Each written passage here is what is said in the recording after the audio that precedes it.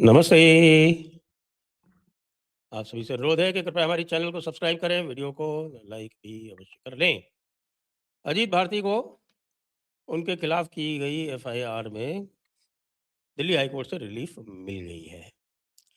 जी हाँ, आज Delhi high court में कल दिल्ली हाई कोर्ट में उनका केस लगा था, जिसमें दिल्ली हाई कोर्ट ने ये कहा कि भई पुलिस जो है वो पहले इनको नोटिस देगी, नोटिस दे के इनको आप बुलाएगी, वो नोटिस जो है वो कोर्ट में भी फाइल होगा और कोर्ट में फाइल होने के साथ-साथ वो नोटिस में उस नोटिस के अनुसार पूरा पहले पक्ष सुनेगी और अगले हफ्ते इस पर डिटेल में सुनवाई होगी। जय अनंत देहतराई पैरवी कर रहे थे। जय अनंत देहतराई ने वहाँ पर ये बताया कि भई ये एससी-एसटी का केस तो इसमें बिल्कुल ही नहीं बनता है, क्योंकि जिस व्यक्ति ने इसमें एफआईआर की है, उसके विरुद्ध कुछ भी नहीं कहा गया है। और ऐसा और भी कोई अन्य आरोप नहीं बनता है एससी-एसटी एक्ट के केस में, जिसमें और कुछ इस तरह की बात कही हो जिससे कि उसकी किसी भावना को ठेस लगती हो। इसमें ये बात क्रिमिनल लॉ में भी आती है कि भई क्रिमिनल लॉ में वैसे तो स्टेट प्रोसिक्यूटर होती है, लेकिन क्रिमिनल लॉ में यदि कोई व्यक्ति है और उसको डायरेक्ट इम्पैक्ट हुआ है, तो सामान्यतः उसको ही एफआईआर करवानी चाहिए, ऐसा क्रिमिनल लॉ भी कहता है। अ, हालाँकि ये इसमें एक्सेप्शन हो सकते हैं, लेकिन एक्सेप्शंस जो हैं वो बहुत गंभीर केसेज़ में होते हैं, जिसमें अक्यूज़्ड अननोन होता है, या आपके कोई बड़े केसेज़ होते हैं, मान लीजिए जैसे वो टेरर केसेज़ हो गए, या आपके कोई अ, मर्डर्स हो गए, मास मर्डर्स हो गए, मास रेप्स हो गए, गैंगस्टरिज़्म हो गया, इस तरह के केसेज़ में होता है। ये जो है ये सोशल केसेज़ हैं ये। एससी-एसटी केस जो है ये एक सोशल ऑफ़ेंस है। सोशल ऑफ़ेंस को क्रिमिनलाइज़ किया गया है और इसी के विरुद्ध इतने दिनों से यही मुहिम चल रही है कि भई सोशल ऑफ़ेंसेस को क्रिमिनलाइज़ करते समय ये स्टेट को ध्यान रखना चाहिए कि भई सोशल ऑफ़ेंस का इम्पैक्ट जो है वो नहीं होता है जितना दूसरे अ, दूसरे ऑफ़ेंसेस में होता है। तो भारत में एक प्रथा चल गई है कि भई इस तरह के जो सोशल ऑफ़ेंसेस हैं उनको क्रिमिनलाइज़ कर दिया जाता है। वैसे तो जो फ्रीडम ऑफ स्पीच है, सो फ्रीडम ऑफ स्पीच में जो एक्सेप्शंस हैं, उस एक्सेप्शंस में आपके ये आते हैं कि भई एक तो है इncitement टू एन ऑफेंस, ये आता है। फिर डिफेमेशन आता है उसके अंतर्गत। लेकिन ये जो ब्लास्फेमी के जो केसेस होते हैं, वो ब्लास्फेमी के केसेस इncitement टू एन ऑफेंस की कैटेगरी में तय किए गए हैं। केस हुआ था Kaushal Kishore versus state of Uttar Pradesh, और Kaushal Kishore of state of Uttar Pradesh का ये 5 जजेस का केस था, और उसमें ये सीधे-सीधे ले डाउन किया गया कि भई जो कैटेगरीज़ दी हुई हैं सुप्रीम कॉन्स्टिट्यूशन में, जो नो एक्सेप्शंस दिए हुए हैं, यानी कि कौन से नो एक्सेप्शंस हैं? Sovereignty and integrity, sovereignty, integrity, security of the state. ये फिर उसके बाद आते हैं आपके डिफेमेशन और foreign powers friendly to India, so any offence against foreign powers friendly to India. फिर इसमें आता है आपके इंसाइटमेंट टू एन ऑफेंस। मोटे-मोटे ये आपको मैंने आपको 6 बता दिए, 2-3 और हैं, अभी ध्यान आ जाएँगे मुझको तो मैं वो भी बता दूँगा आपको। तो इनका जो केस है एससी-एसटी वाला, जो बड़ा जो मुद्दा है, और इसके बारे में मैं कई दिनों से सोच रहा हूँ कि इसके बारे में कॉन्स्टिट्यूशनल चैलेंज जो है, वो कौशल किशोर केस के हिसाब से आना चाहिए। क्योंकि कौशल किशोर में ये कहा गया है कि ये जो एक्सेप्शंस दिए गए हैं, ये एग्ज़ॉस्टिव हैं। मतलब इनके अतिरिक्त और कोई एक्सेप्शन के अंतर्गत लॉ नहीं बन सकता। इncitement टू एन ऑफेंस है, आपके अ, सिक्योरिटी और हाँ, डिसेंसी मोरालिटी, ये आते हैं, डिसेंसी और मोरालिटी, इनमें ये लॉ बना सकते हैं। तो अब इसमें ऐसी क्या चीज़ हो गई जो एससी-एसटी केस यहाँ पर लागू हो गया? वैसे भी एससी-एसटी केस में यहाँ पर जो बात कही गई है, जो इस केस से जो पर्टेनिंग बात है, वो केस से पर्टेनिंग बात ये है कि अजीत भारती को स्पष्टतः उकसाया गया। अब अजीत भारती को स्पष्टतः उकसाया गया, तो अब मैं चेक कर रहा था कि जो राइट टू प्राइवेट डिफेंस है, और right to private defence mostly physical hurt से संबंधित है। लेकिन यहाँ पर भी ये एक मिटिगेटिंग फैक्टर है क्योंकि अजीत भारती को स्पष्टतः उकसाया गया, उनकी बहन के प्रति अपशब्द बोले गए, तो उसका प्रत्युत्तर दिया गया। तो जिसको दिया गया उस प्रत्युत्तर उसमें कहीं भी कोई एससी-एसटी की बात नहीं आई। उनको ये भी नहीं पता कि जो व्यक्ति कह रहा है, वो एससी-एसटी है भी या नहीं है। ये तो एक असम्पशन हुआ ना कि जिसको जिसको कुछ कहा गया वो एससी-एसटी है या नहीं है। तो भाई ने अपने आप एससी-एसटी का केस लगा दिया उसके अंदर।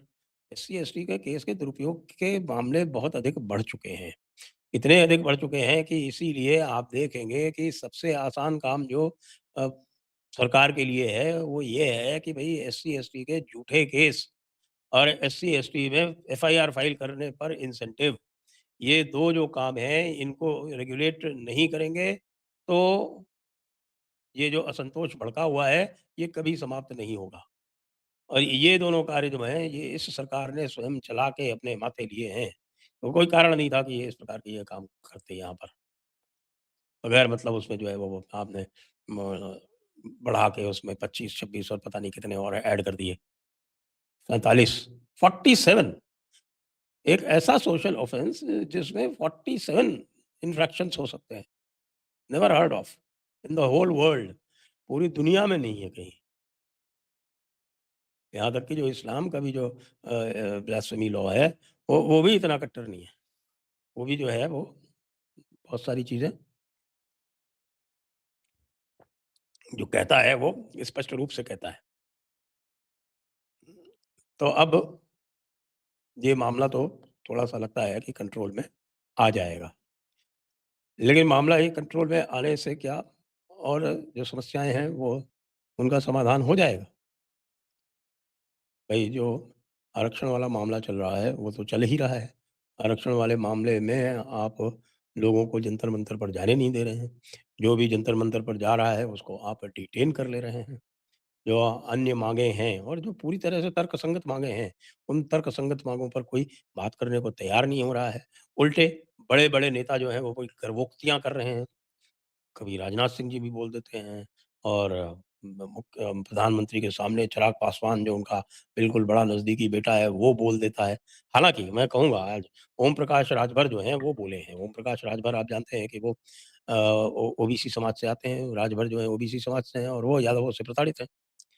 क्योंकि जो भी आरक्षण है, वो यादव पूरा का पूरा उत्तर प्रदेश का आरक्षण खाए हुए हैं। और मुलायम सिंह के याद में तो यादव के राज में तो ना केवल ओबीसी का बल्कि जनरल का भी सारा का सारा कोटा जो था वो यादवों के नाम चला जाता था। तो खाली जो है वो एससी-एसटी का बचता था, अगर उनका कोई बस चलता तो वो एससी-एसटी का भी आरक्षण का पूरा कोटा खा जाते। तो इसलिए ओम प्रकाश राजभर ने बिल्कुल इन्होंने कहा कि भई आरक्षण जो है वो केवल ऐसे लोगों को मिलना चाहिए जो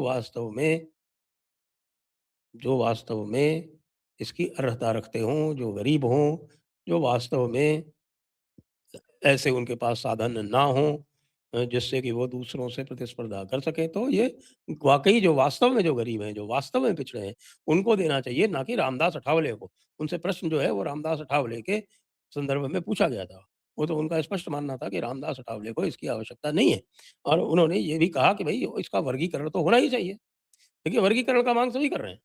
यदि आप रेफरेंडम लेंगे तो आप पाएँगे कि वर्गीकरण का जो वर्गीकरण की जो माँग है, वो वर्गीकरण की माँग ओबीसी की 95% जातियाँ कर रही हैं। क्योंकि 5% ने पूरा का पूरा जो है वो 99% का कबाड़ रखा है आरक्षण। पूरी तरह से एक विसंगति पैदा हो गई है। दूसरी तरफ वो अजय आलोक जैसे लोग आ जाते हैं, वो कहते हैं कि साहब कि वो आरक्षण के मामले में और एससी-एसटी और ओबीसी के आरक्षण के मामले में सवर्णों को बोलने का हक ही नहीं है। भाई दिया तो सवर्णों ने ही था ना? उस समय कौन-सा एससी-एसटी था जो वहाँ पर संविधान सभा में बैठा उसकी माँग कर रहा था। संविधान सभा में जो भी आरक्षण दिया गया और जो आरक्षण के क्लॉज़ बनाए गए, वो सवर्णों द्वारा ही तो बनाए गए। तो सवर्ण आरक्षण दे सकते हैं, लेकिन सवर्ण आरक्षण के बारे में बात नहीं कर सकते। ये एक ऐसा मूर्खतापूर्ण तर्क है जिसके बारे में जितना कहा जाए उतना कम है। तो मुझे लगता है कि मोदी जी को जो है ना ये भड़काने वाली कार्रवाइयाँ भी नहीं करनी चाहिए। उत्तर प्रदेश के चुनाव आ रहे हैं, चुनावों के लिए संवेदना रखनी पड़ती है। उत्तर प्रदेश में 25% से अधिक सवर्ण जनसंख्या है आपको उन्होंने 80-85% वोट दिया हुआ है। ये सभी के पोस्ट पोल में आया हुआ है। तो जो 80-85% आपको जो वोट देता है, उसके साथ में आप इस तरह की बात करो कि आपको कोई बात करने का हक नहीं है, तो भाई साहब, फिर मामला ठीक नहीं चलता। यहाँ सँभलने की बात है। तो अब ये जो एक भड़काने वाला काम था अजीत भारती के ऊपर एफआईआर, उसपे थोड़ा-सा मुझे लगता है कि खत्म तो नहीं हुआ है, लेकिन हाँ, अ, उसको थोड़ा-सा गो स्लो हुआ है। तो मुझे लगता है कि अब थोड़ी-सी लोगों में चेतना आनी चाहिए और आपस में बातचीत करके सरकार को इसे सुलझाने का प्रयास करना चाहिए। वो हर्ष दुबे वाला मामला जो है, वो पूरा उल्टा पड़ गया। अब हर्ष दुबे कह रहा है कि साहब हमें ज़बरदस्ती ले जाया गया। ऐसे काम से भी कोई फ़ायदा नहीं होता है, उल्टा नुकसान होता है। जय हिंद, जय भारत, वंदे मातरम।